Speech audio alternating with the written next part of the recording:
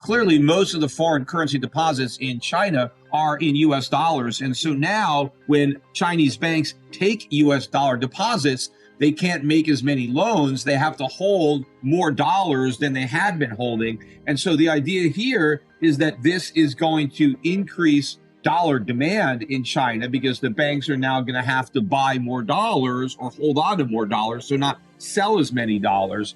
But I don't think this move is going to provide any significant support to the dollar. The question is this an indication that the bank is going to do more to try to slow down the dollar's decline, which I think would be a mistake? I think monetary authorities should let the market function and let the dollar fall. The dollar is going to be falling against a lot of currencies, not just the yuan. But one way that this might backfire, if the goal of the policy is to strengthen the dollar, is if Chinese banks, which now have to hold more dollars in reserve, and so they can't loan out as many, maybe they will also reduce the interest that they pay their depositors on their US dollars, because obviously they can't make as much money loaning out those dollars. And if they do that, then that will simply widen the disparity between what you can earn on your RMB deposits or yuan deposits versus what you can earn on your dollar deposits. And that may cause more people in China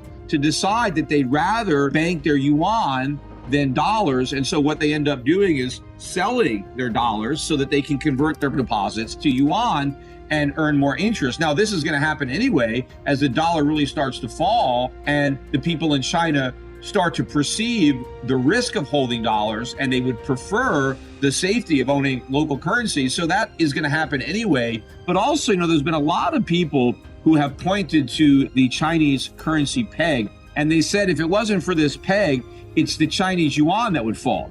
That somehow by pegging the currency to the dollar, they are having an artificially strong currency, but for that peg, the yuan would crash. Clearly, when the central bank is intervening to support the dollar, that's not true. It's the dollar that's going to crash if China pulls the peg, not the yuan. And in fact, the main reason that the FX reserves are so large in China is because that's how many dollars they've had to buy to prevent the dollar from falling and to artificially suppress their own currency. And so I think that domestic purchasing power is becoming far more important than exports to the United States. And so trying to artificially suppress the purchasing power of their own currency is no longer a primary concern. They're going to have a lot more people to feed and to take care of. And so they want more purchasing power. They want to try to see the cost of raw materials and all the things that people are going to need. They want to see these things come down. And they're going to be more concerned about satisfying the demands of their own population, which is now going to really start to grow, as opposed to satisfying the demands of the American population, which is now in a lot of trouble because we're going to be fending more and more for ourselves. And we do not have the capabilities of doing that because over the years, we've grown dependent on countries like China. And so our economy has disintegrated. Our industrial capacity no longer exists.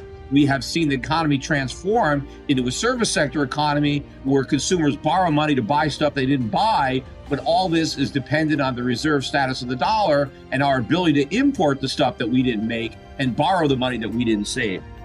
If you think about, again, the classic Milton Friedman inflation, which is what inflation is, which is too much money chasing too few goods, you print more money and it bids up the supply of goods.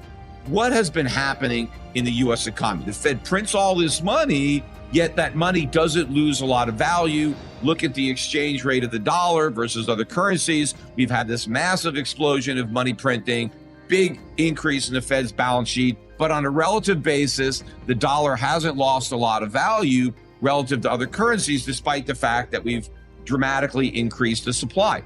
Imagine if the United States existed as an island. We didn't trade with any other nation. So any money the Federal Reserve printed just stayed within our borders. It didn't go anywhere, right? And so the only stuff you could buy with the money the Fed printed was the stuff that we made here domestically, because that was the only source of goods. Well, obviously the effect would have been much different, because if the Fed prints a bunch of money and we don't have any stuff, we're not producing, we don't have factories making stuff, then the prices are obviously going to go way up. But there was kind of like an escape valve that allowed the Fed to print a lot of money and it not push up the price of goods. And that was the fact that we have a whole world out there that was able to produce the goods that the US economy couldn't. And we were able to take all the money that the Federal Reserve printed and then use that money to buy all those goods that were made outside the United States. So the Fed prints money, the government gets it, sends it to Americans. Americans take that money and buy Chinese goods with it. And now the Chinese send us their goods and we send the Chinese our money. So the money the Fed creates is shipped abroad. So it's not in America bidding up prices, but now the goods that the Chinese produced, they get shipped to America. So now we have all those extra goods to keep a lid on prices. And if you look at the breakdown of the CPI between goods and services, if you just look at services, you've seen a substantial increase in prices, even with the government rigging the CPI, because the cost of services has actually risen by more than what the government admits. But if you strip out goods, you'll see a much bigger increase in prices. Why? Because we can't easily import those services. There isn't a foreign alternative. You can't outsource that stuff because the services have to be performed locally.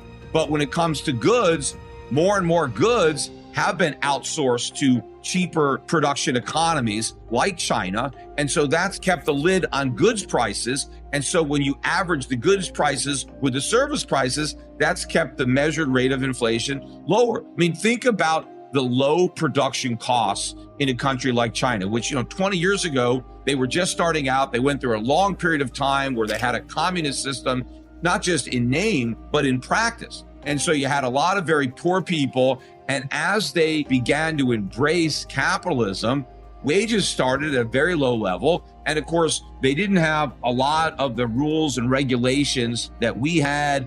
They didn't have all these environmental protections. And so the cost of manufacturing and the cost of labor, capital was all much lower in a country like China. And so we were able to outsource that production in order to keep costs down, even as the Federal Reserve was printing money. And of course, the money that we were printing, we were sending abroad. See, now normally this wouldn't work, because if you ran a big trade deficit like the one the US is running, your currency would crash, because your trading partners would have all this currency, but they'd have nothing to buy, because the whole purpose of trade is that you export to import. You have a concept of comparative advantage. And as a nation, there are certain things that you can produce efficiently, and there are other things that you can't. Rather than producing everything, you produce just what you can make efficiently, and then you trade that for the things that you don't produce efficiently, because maybe your trading partner can produce that more efficiently. And so by everybody concentrating on what they make efficiently and then trading, everybody ends up with more stuff, higher living standards, lower prices. But the goal of your exports is to pay for your imports. You don't just export for the sake of exporting. That's just a waste of resources. You export to pay for your imports. But what about America? You've got China and other countries exporting to the United States. They're not getting imports, they're getting dollars. And because the US is the reserve currency, those dollars are actually valuable. And so our trading partners are content, or have been in the past, to exchange the products that they produce for the money that we print.